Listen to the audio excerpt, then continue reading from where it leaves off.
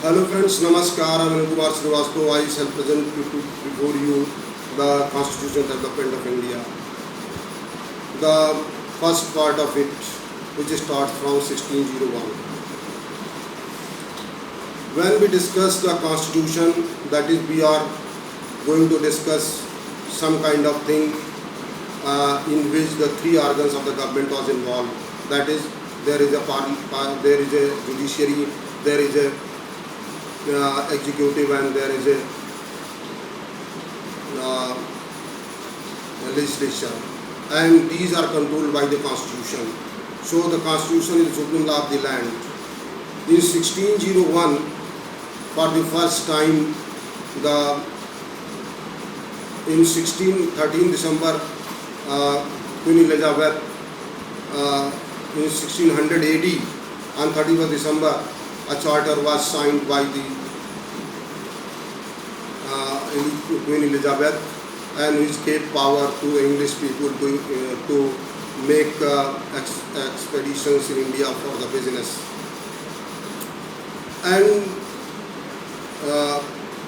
what is very simple to understand, that when certain business is being established, then some kind of land is used, some kind of labors are used, some kind of capital is used, and if these things are used, then what will happen? Then there will be a need of the regulation, rule and regulation. And rule of regulation will be needed for what? The rules are needed for making the discipline in the employees, because if employees do not come in time, then the work will not be done in accordance with the rules of the business, and business will not succeed. So in this 1601 charter, for the first time it has been given the power to the English people, that they can have a monopoly or business in India, and they can make rules and regulations for the successful conduct of the for the business in India, and for the maintenance of the discipline in the people of India. And when a certain business works, then what happens? Generally, it is the people are employed belonging to the various countries and various places or various religions they belong. They may be Hindu, they may be Muslims, they may be Parsi, etc. They may be French, they may be Indians, they may be Dutch. So there is a need of making some kind of rules and regulations. So this act provided that the company can make rules for the successful completion of the business and for maintaining the discipline in the employees. So this was the same thing, and by this charter of 1609 and 1661 and 1693, these rights were by these charters, these rights were continuously affirmed, and there was no change at all. And for the first time, the East India Company got go down constructed in Surat in 1612 AD on the farman of the then Mughal King Jahangir. And thereafter the situation goes on, and the charters were going on, but in this the company has made a governing body consisting of one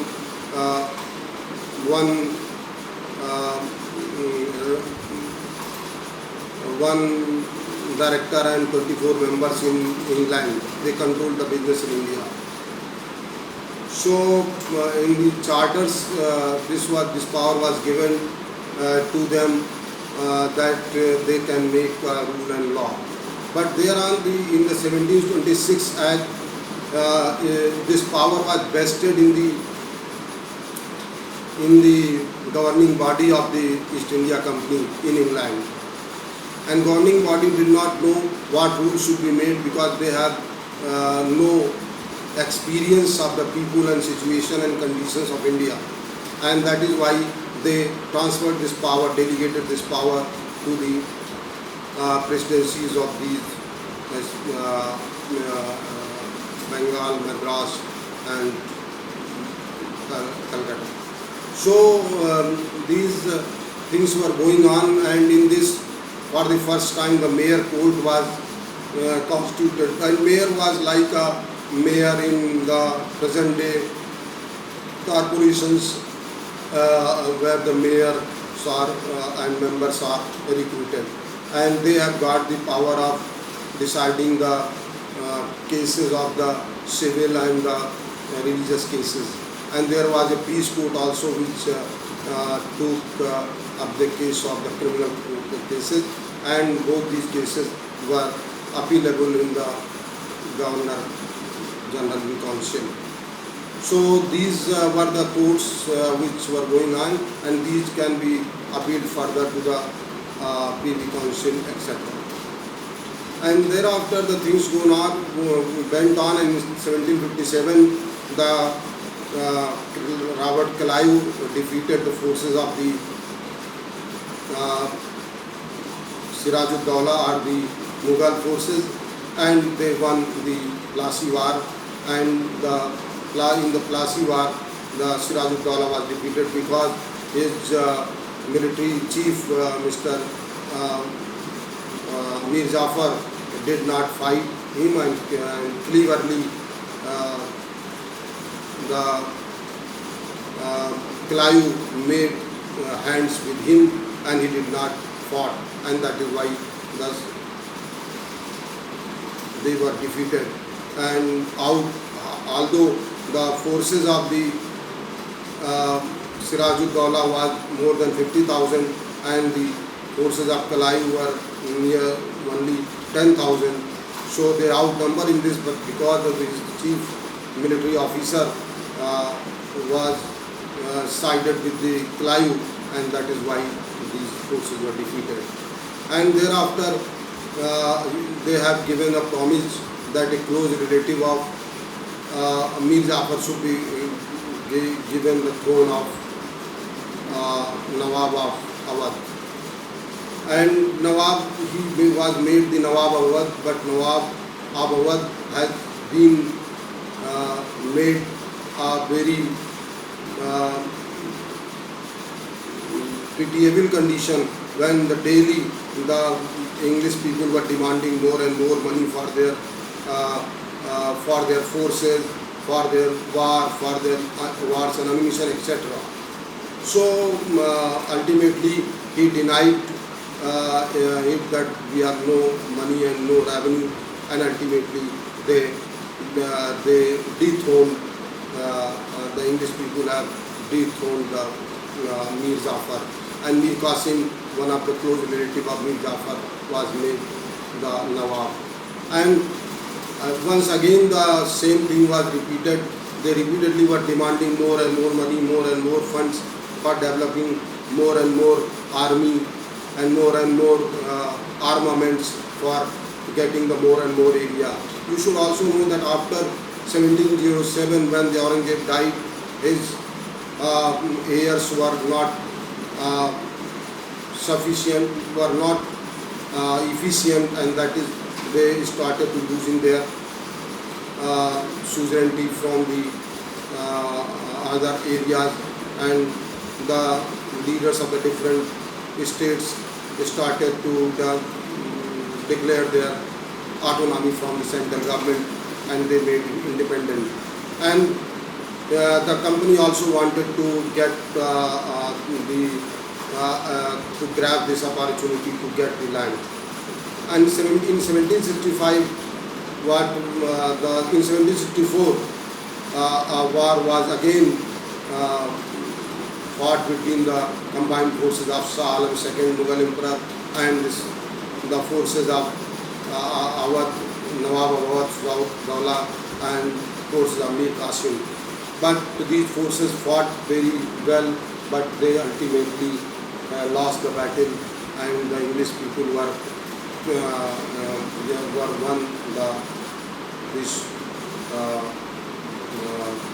this battle. And what was later on, the later one, Allahabad Treaty was signed in 1765, in which the Shah Alam gave the Diwani of Bengal to the British people, and the 50 lakh rupees were to be given by the Sujaud-Dawla for the compensation of war.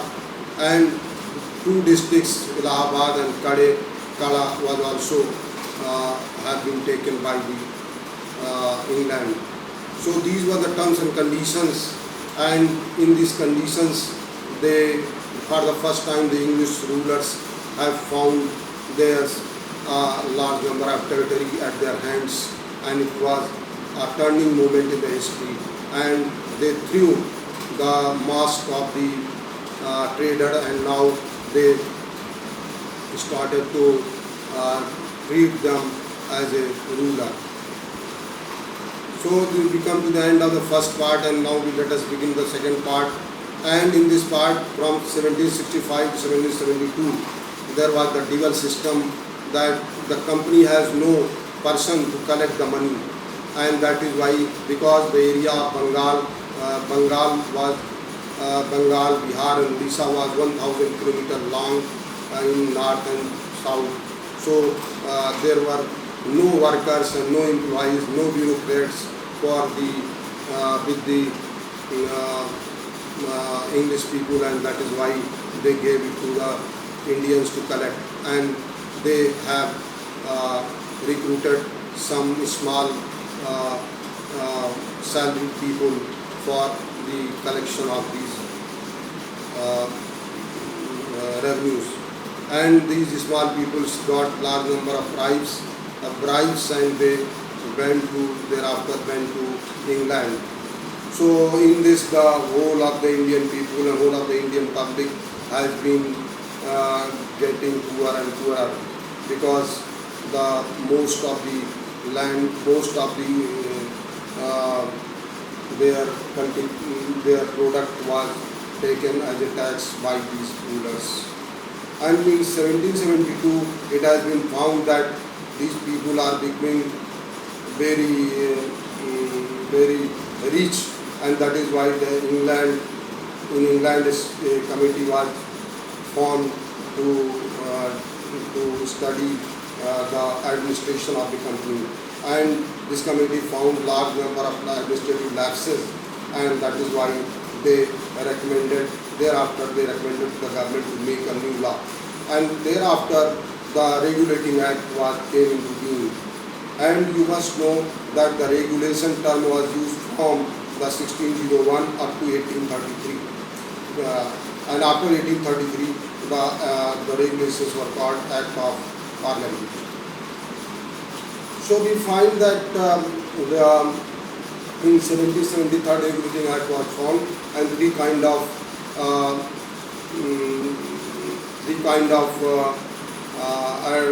reforms were introduced. First in England, it was found that the